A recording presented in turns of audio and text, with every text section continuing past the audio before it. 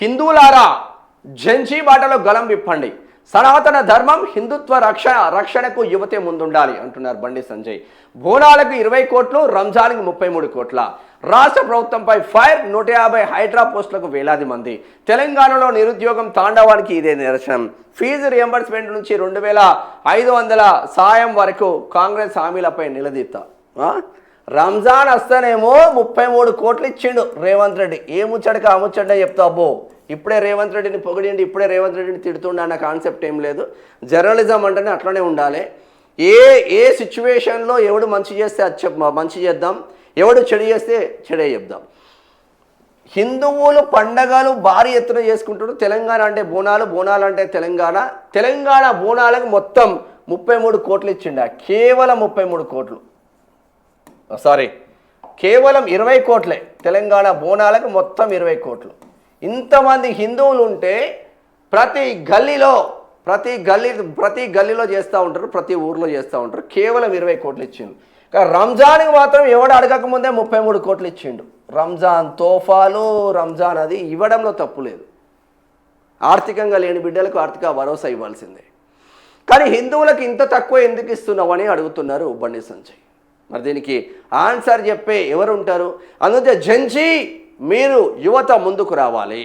జంజీ యువత ముందుకొచ్చి మీ 2000 నుంచి మీ నిరుద్యోగ భృతి ఎటుపోయింది, 2 లక్షల ఉద్యోగాలు ఎటుపోయినాయి, మీకు ఇస్తాన హామీలు ఎటుపోయినాయి, నిరుద్యోగ భృతి ఎటుపోయింది అని చెప్పేసి మాట్లాడాల్సిన ఆవశ్యకత ఉంటుంది. ఇక్కడ రాజీవ్ యువ వికాసం పెట్టుకొని 1 నుంచి 4 లక్షల వరకు, 50,000 నుంచి 4 లక్షల వరకు రాజీవ్ యువ వికాసం అంటే 4 లక్షల మంది అప్లికేషన్ పెట్టుకుంటే ఒక్కడికి రాకపోయి.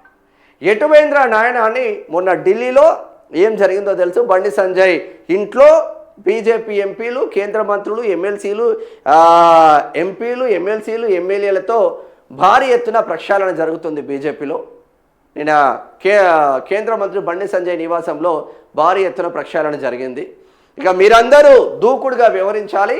ఇప్పటికీ మీ మధ్యలో ఏం పొరపాట్లు ఉండకూడదు. బండి సంజయ్ అయినా, ధర్మపురి అరవింద్ అయినా, ఇక్కడ ఈటెల రాజేందర్ అయినా అందరూ కలిసిపోయి ఉండాలని చెప్పేసి అలా కేంద్రంలో ఉన్న పెద్దల ఆజ్ఞలతో ముందుకు వెళ్తూ ఉన్నారు. రాగానే ఇక్కడ బోనాలతో ఆట షురూ చేసిండు.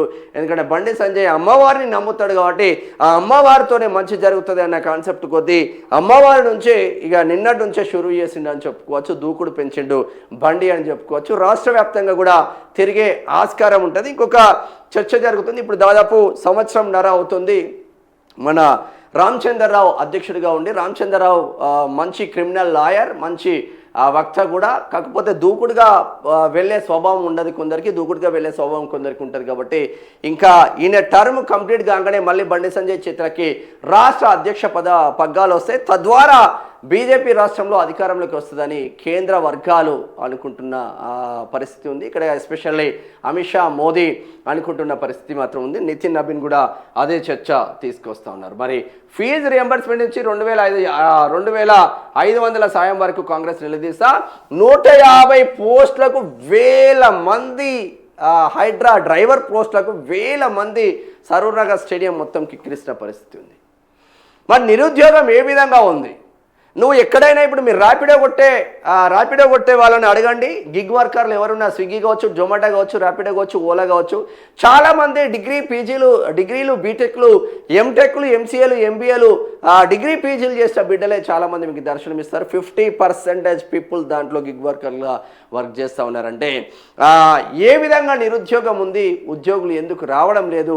ఎందుకు క్వశ్చన్ చేయకూడదు? జంజీ మీరు ముందుకు రావాలని అమ్మవారి సాక్షిగా నిన్న గట్టిగానే నిన్నటి నుంచి ఫోకస్ పెట్టిండ్లు మొత్తం మీద బండి సంజయ్ అని చెప్పుకోవచ్చు. మరి ఏం జరుగుతుందో ఒక్కసారి చూద్దాం. ఇవి మేజర్ మన టైటిల్స్ ఇవే కాబట్టి ఇక్కడ నుంచి స్టార్ట్ చేద్దాం.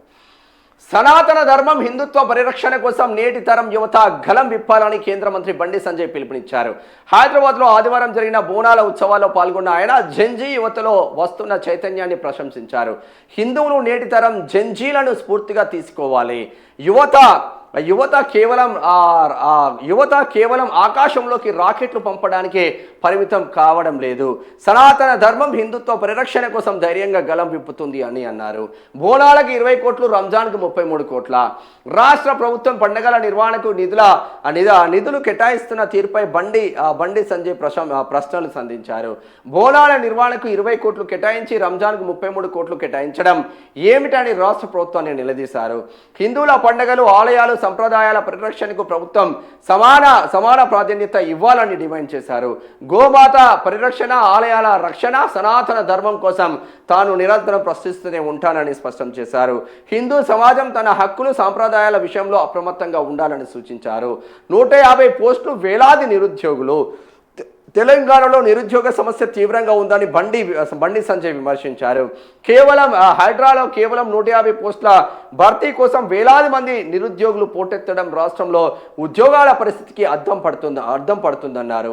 ఎన్నికల సమయంలో ఏడాదికి 2 లక్షల ఉద్యోగాలు, నెలకు 4,000 నిరుద్యోగ వృత్తి ఇస్తామని కాంగ్రెస్ ఇచ్చిన హామీలు గుర్తు చేస్తూ ఆ హామీలు ఏమయ్యాయి అని ప్రశ్నించారు.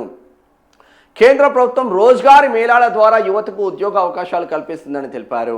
తెలంగాణ యువత ఉపాధి, ఉద్యోగ అవకాశాలు పెంచేందుకు రాష్ట్ర ప్రభుత్వం మరింత చొరవ చూపాలని సూచించారు. ఫీజు రియంబర్స్మెంట్ పై ఆందోళన. ఫీజు రియంబర్స్మెంట్ సకాలంలో అందక పేద మధ్యతరగతి విద్యార్థులు ఉన్నత విద్యకు దూరమవుతున్నారని బండి సంజయ్ ఆవేదన వ్యక్తం చేశారు. విద్యార్థుల భవిష్యత్తును దృష్టిలో పెట్టుకుని ఫీజు బకాయిలను వెంటనే విడుదల చేయాలని డిమాండ్ చేశారు. మహాలక్ష్మి పథకం కింద మహిళలకు 2,500 ఆర్థిక సాయం, వృద్ధాప్య పెన్షన్ల పెంపు వంటి ఎన్నికల హామీల అమలుపైన ప్రభుత్వాన్ని ఆయన నిలదీశారు. ప్రజలకు ఇచ్చిన హామీలను నెరవేర్చడంలో కాంగ్రెస్ ప్రభుత్వం విఫలమైందని ఆరోపించారు. బోనాల వేదికగా బండి సంజయ్ సూటి ప్రశ్నలు ఇక్కడి నుంచే అమ్మవారి భక్తుడుగా వచ్చి అమ్మవారి నుంచే స్టార్ట్ చేస్తా ఉన్నారు తెలంగాణ రాష్ట్రాన్ని ప్రక్షాళన. బోనాల పండుగ వేదికగా బండి సంజయ్ చేసిన వ్యాఖ్యలు రాష్ట్ర ప్రభుత్వంపై రాజకీయంగా దుమారం రేపేలా ఉన్నాయి. ఒకవైపు హిందూ పండుగలకు నిధుల కేటాయింపుపై ప్రశ్నలు, మరోవైపు నిరుద్యోగం, ఫీజు రియంబర్స్మెంట్, ఎన్నికల హామీల అమలుపై విమర్శలు గుప్పిస్తూ ప్రభుత్వాన్ని ఆయన టార్గెట్ చేశారు. యువతలో చైతన్యం పెరుగుతుందని, తమ హక్కుల కోసం ప్రశ్నించే తరం ముందుకొస్తుందని పేర్కొంటూ జంజీని ఆయన ప్రత్యేకంగా ప్రస్తావించడం చర్చనీయాంశంగా మారిపోయిన పరిస్థితి మాత్రం ఉంది అని చెప్పుకోవచ్చు. ఇక్కడ మొత్తం మీద హిందువుల పండుగలకేమో ఇక్కడ బోనాలకేమో 20 కోట్లు, రంజాన్కేమో 33 కోట్ల. మరి ముస్లిమ్స్ ఎంతమంది ఉన్నారు, హిందువులు ఎంతమంది ఉన్నారు? మరి ఎందుకు ఈ వ్యత్యాసం? ఇప్పుడు నెక్స్ట్గా ఏంది, మన వినాయక చవితి వస్తుంది. వినాయక చవితి మండపం పెట్టుకోవాలంటే పోలీస్ పర్మిషన్ కావాలి. మనం రోడ్ల మీద నమాజ్ చేసుకోవడానికి పోలీస్ పర్మిషన్ అవసరం లేదు. ఇగో ఇదే వ్యత్యాసంతో హిందువులందరూ ఏకమవుతున్న నేపథ్యం ఉంది. ముస్లింలకు ఎంత ప్రియారిటీ ఇస్తున్నారో హిందువులకు దాంట్లో 50% కూడా ప్రియారిటీ ఇస్తలేరు. వై? బికాజ్ అంటే కాంగ్రెస్ అంటేనే హిందువులకు వ్యతిరేకంగా వెళ్తున్న పార్టీ అని ముద్రపడ్డ నేపథ్యంలో ఆ ముద్రను కొంచెం బయటకు తీసుకొచ్చే ప్రయత్నం చేస్తుండ్రు Revanth Reddy. Why? Because Revanth Reddy background ABVP నుంచి ఉంది కాబట్టి ఆ కోణంలో కొంచెం బయటకు తీసుకొచ్చే ప్రయత్నం చేసినప్పటికీ పూర్తిగా ఆ ప్రక్షాళన మాత్రం జరగడం లేదు అన్న చర్చ జరుగుతుంది. మరి ఇది మాత్రం టూ మచ్ కదా. రాష్ట్ర వ్యాప్తంగా ఉన్న ఆలయాలకేమో 20 కోట్లు, కేవలం రంజాన్కి మాత్రం 33 కోట్లు. ఇక ఇదే చర్చ ఇప్పుడు నెక్స్ట్ వచ్చే ఎలక్షన్ల వరకు సాగుతూ ఉంది.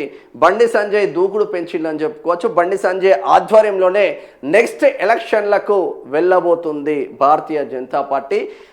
నెక్స్ట్ టార్గెట్ GHM3 టార్గెట్ చేసింది కాబట్టి ఇటు బండి సంజయ్, ఈటెల రాజేందర్, ధర్మపురి అరవింద్, ఇక్కడ సిటీలో ఉన్న ఇక్కడ రాజాసింగ్ను కలుపుకుంటే కామారెడ్డి ఎమ్మెల్యే కాటిపల్లి వెంకటరమణారెడ్డి సేవలు కొనసాగించుకోవాలి. రాకేష్ రెడ్డి, ఆర్మూర్ ఎమ్మెల్యే రాకేష్ రెడ్డి సేవలు కొనసాగించుకోవాలి. రంగనందన్ రావు సేవలు కొనసాగిస్తే అందరూ కలిస్తే పెద్ద విషయమేమి కాదు భారతీయ జనతా పార్టీ అధికారంలోకి రావడం అన్న చర్చ ప్రతి కాషాయ కార్యకర్తకు ఉంది. ఇక లీడర్లు మాత్రం ఒకటైలానే అనుకుంటున్నారు. మరి ఏమవుతుందో చూద్దాం. మొత్తం మీద టార్గెట్ ఫిక్స్ చేసుకొని బండి దూకిడి పెంచాలని చెప్పుకోవచ్చు. ఎందుకంటే కౌంటర్ అందరూ వేయలేరు, అందరూ వేస్తే అది పేలదు. మరి బండి సంజయ్ బిఫోర్ బండి సంజయ్, ఆఫ్టర్ బండి సంజయ్, అధ్యక్ష పదవి రాకముందు బండి సంజయ్, అధ్యక్ష పదవి వచ్చిన తర్వాత బండి సంజయ్ చూసిండ్రు. సమగ్ర చాలా వరకు పాదయాత్రలు కంప్లీట్ చేసుకొని ఒక జోష్ తీసుకొచ్చిండ్రు. ఆ జోషు ఎలక్షన్ల ముందు సడన్గా వెళ్ళిపోయింది బండి సంజయ్ని తీసేయంగానే. అందుగురించే నార్త్కి సౌత్కి చాలా తేడా ఉంటుంది. బీజేపీ వాళ్ళు గమనించాల్సిన విషయం ఏంటంటే నార్త్లో పార్టీని చూసి ఓట్లేస్తారు, సౌత్లో మనుషులను చూసి ఓటేస్తారు. అది గమనించుకోవాలి బీజేపీ అగ్రనాయకులు ఎస్పెషల్గా చేసుకోవాలి అది.